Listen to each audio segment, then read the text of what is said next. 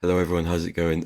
My name is Tom, and otherwise known as Welshfriar, as this YouTube channel is going to be called, or as I'm known on X/Twitter. If you don't know who I am a massive Padres fan from Wales in the UK, and hopefully I'm going to be creating content for you for the foreseeable future, as I am hoping to become a content creator about the Padres, talking about the Padres, talking about San Diego sports, talking about everything really. But this video is just going to be talking about what this channel is going to be like and a little bit about me, so you guys can get to know me really and know what I'm going to be doing and know how I became a Padres fan as well. So yeah. So first things first, you're probably wondering how I became a Padres fan. Of course, I'm from Wales, and I'm a Padres fan, which is a big niche. You don't really see that. I don't know many people from Wales who are also Padres fans. I only know one or two, to be honest, and they're all in my family. So, but the reason I am a Padres fan is um, it's a it's a fairly long story, but I'll cut it down shortly, hopefully. But I went on vacation once to San Diego, and I actually went to a Padres game. This was in 2017. So I had no idea what was going on then, but I have some family over in San Diego, so I went to go visit them. And yeah, in 2017 we went to the game. It was Padres against the Phillies, actually. I remember it. We beat them 3-0, I think it was, and Clayton Richard threw a shutout, I believe, a complete game shutout. Which, I mean, what more could you ask for? And Will Myers, funnily enough, stole second, third, and home in the exact same inning, which again is a bit of a rarity. Obviously, I had no idea what was going on back then, but um, yeah, I went to that game and I loved it there. Although there wasn't that big of a crowd as it was a day game, but I don't know. I enjoyed the sport and I thought I'd get into it as best as I can. And look where I am now. So yeah, that clearly paid off a bit. So my love for the Padres kind of grew from there. I went on vacation in 2018 and 2019, and I went to games both of those times. Um, and yeah, my love really grew then, especially in 2020 during lockdown. I had a lot of free time on my hands, and of course, like a 60-game season, it really worked out for me. And I watched basically every game in that season. But yeah, I really grew my love for baseball and the Padres then, which is amazing. And I'm so happy to be a Padres fan now, and of course, be a part of the Friar faithful. But yeah, that's kind of how I grew my love for the game. So yeah, so from this channel, I'm gonna do like what to expect from me. So I'm gonna hopefully be doing reports, breaking news, and I'm gonna be just looking at news and discussing it, maybe with some other Padres fans as well. I'd love to get some of you guys on, or um, anybody really on to speak about the Padres. But yeah, I'm going to be speaking about all the news, breaking news, reports, everything like that, new trades, new signings, everything like that. I'm going to be speaking about that to you guys on this channel, and on Twitter or X as well. I'm going to be hopefully reporting trades or news, stuff like that. But yeah, I also really want to do a podcast, hopefully like a Welshfriar podcast. I think that'll be quite cool, um, where I can get some of you guys on here. Especially, I'd love to get some European or British Padres fans to talk about what it's like to be a fan from over here and talk about some trade rumors, reports, new trades, new signings, all of that stuff. So yeah, I'm hoping I can do a podcast. And another thing that I'm hoping to do is to do pre-game, post-game, and in-game, commentary or reactions. Of course, as the time zones are very different, I won't be able to do that every night or every day. But yeah, hopefully I'll be able to do some in-game commentary, which is the one thing I really do want to do. You can see my reactions um, as everything happens, really. So yeah.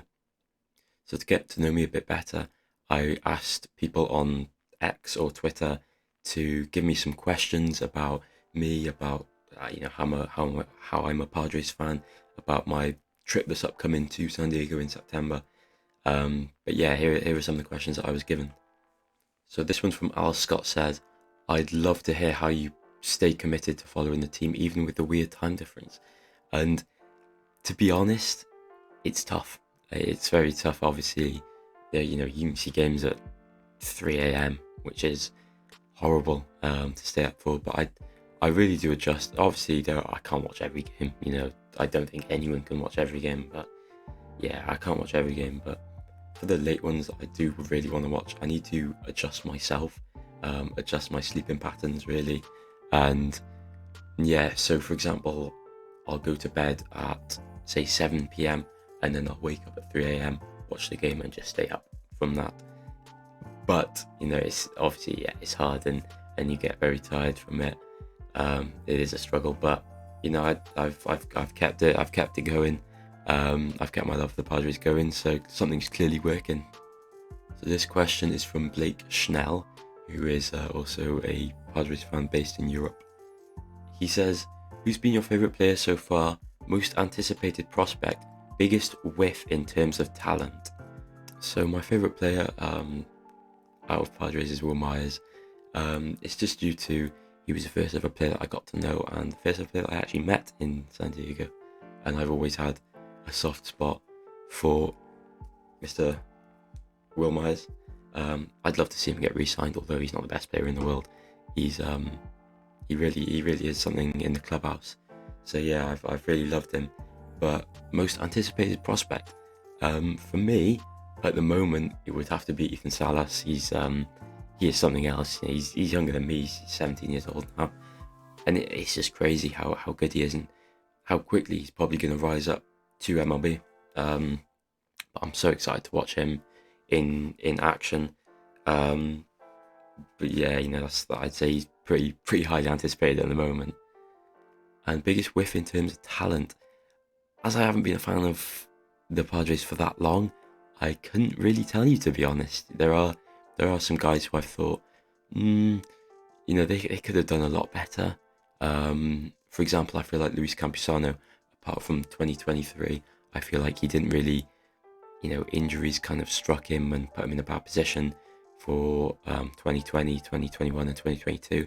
But I do feel like he is coming up to his anticipation level that he's been put into, really. I do believe that he's done really well this season, and I hope that he can adjust and become the player that everyone's hoped that he can be. And yeah, let's hope he's a good catcher.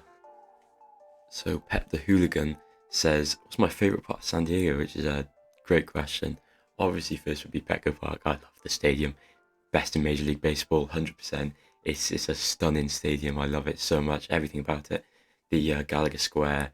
The food there is amazing. The views that you get, it's just crazy. It's crazy. But apart from that, I do like some places. La Jolla. I'm a big fan of Pacific Beach. That's where I've stayed most of the time, so I've been in San Diego. But there are some amazing places like La Jolla, Encinitas, and I do like Gaslamp as well. It's got a really nice vibe around it. But yeah, I do love San Diego as a city. Of course, you got the Mexican food, the sun, loads to it. So Brian J. Ruiz asks, how difficult was it to learn the game of baseball growing up in Wales? How did you learn the rules of the game? Watching, reading, through others, a combination. So, it's always going to be tough learning baseball from a different country where nobody knows. It's like learning a different language, in a way.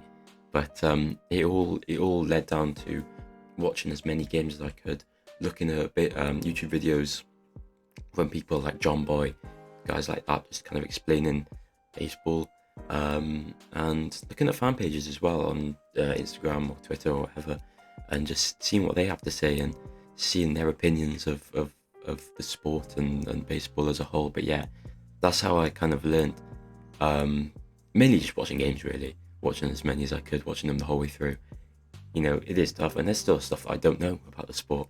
I'm still learning every day. But yeah, it was very tough, but what can you do? I've tried my best. So Friars on the Farm asks, will there be Major League talk? Yes, there will, 100%. We got one of the best Major League farms in baseball, in my opinion. We got loads of guys coming up: Jackson Morrill, Ethan Salas, just to name two names there. both in the top 10, I believe. But yeah, I'll talk about that. And looking at your page, it looks like you do talk about the Padres, prospects in minor league baseball. I'd love to get you on to discuss it, or it seems you have a podcast. I'd love to go on the podcast, but yeah, no, I will be talking a lot about the Padres farm system and how I think they're going to grow and adapt to major leagues, and especially go in depth into players such as Ethan Salas, the 17-year-old catcher. So Tim SD has asked how I came into following the Padres. I answered that at the start. The struggle of watching, listening to Padres games 8 hours away. Again, it is tough, but you just kind of have to adjust to it. Some nights I'm not going to be able to watch them, but the way I do watch them as well is on MLB TV. Luckily, I don't have to suffer from the blackouts as I am away from everywhere, really. So yeah, I don't have to suffer the blackouts. Also asks, other than the Padres game, what other things am I interested in seeing for my trip in September? There's loads of things I've been recommended. Of course, going to the beach, going to the ocean, surfing or whatever. It's amazing weather. I might as well go. It's everything's great about San Diego. The zoo. I'd love to go to the zoo. I've been there before, but I've never been to the safari park. I've been recommended that, and trying as much food as I possibly can, because I know that San Diego food is something else. And what do my family and friends think of my fandom? Well, my friends say they don't really care that much about it. They don't really speak too much about it. But with my family, I do have family that are Padres fans. My dad, he's a very big Padres fan as well as I am. And he watches games with me and looks at the news with me. Yeah, we talk about Padres all the time. But apart from that, yeah, that's really it. So Alan Padres in asks, any other Padres fans out there, and what's the general feel about baseball compared to other sports for you and for others? So I know there are some Padres fans in the UK. I've learned to talk to some. Well, I've spoken to some UK Padres fans. I've only really spoken to one other Welsh Padres fan, which unfortunately he's left Twitter now. So I haven't really stayed in touch with him, but I know there are some Padres fans from the UK and Europe. And the feel around baseball, I think, at the moment, the UK is trying to grow the sport. Of course, trying to grow the sport in the world. Of course, there's a London series going on, which I will be going to. I will be attending. It's between the Phillies and the Mets this season. I'm very excited for that. But apart from that, I've only really got one friend that that's into baseball. He's actually American, funnily enough. He's a big Mets fan, unfortunately.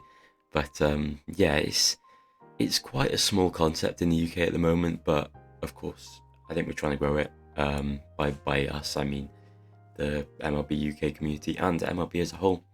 Obviously by setting up the London series in the UK.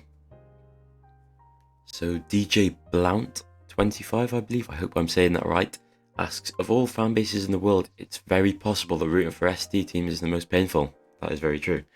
There are so many unimaginable bad losses in several sports. Did you consider the annual agony factor before becoming a San Diego sports fan? So I'm a big believer in you support a team and you stay on that team, or you kind of stay into a city, and that's obviously why I'm rooting for San Diego as best as I can. Yes, there have been some horrible times in San Diego history, in San Diego sports history. Of course, Matt Holliday still hasn't touched home. There have been some agonising losses, especially this season in 2021 as well. In 2020, it is horrible, but in my opinion, all of those losses are so much make a win so much better. So for example, when we beat the Dodgers in 2022 NLDS, it felt that much better, as we have been owned by them since the franchise began. But yeah, unfortunately there are going to be bad teams and unlucky teams, but there have to be fans of that, and here I am. But yeah, no, I won't trade being a Padres fan for anything. I could never move to a different team, no matter the circumstances, as I'm Padres till I die, really. Mantits says, Hey dog, who's your all-time favorite player and why? So my all-time favorite player is Will Myers. Like I said before, first ever player I knew, first ever player I met, and I just think he's a great clubhouse guy. He seems like he's a Padre for life. I'd love to see him get re-signed, but he's not a good player, so I can't see that happening. But yeah, no, it would be Will Myers because he's Will Myers. What more can I say? So that's all the questions that I got from the Q&A, and I think that's gonna be the end of my first ever video now. As Welshfriar, and I'm so excited to begin my journey, becoming a creator of content for you guys and for the Friar faithful, really. But yeah, I just want to say thank you so much for watching. Please do subscribe, or like if you did enjoy the video, if you do want to see some content on this channel, follow my X as well, which is at Welshfriar. But yeah, thank you very much for watching, and I will see you very soon. Thank you.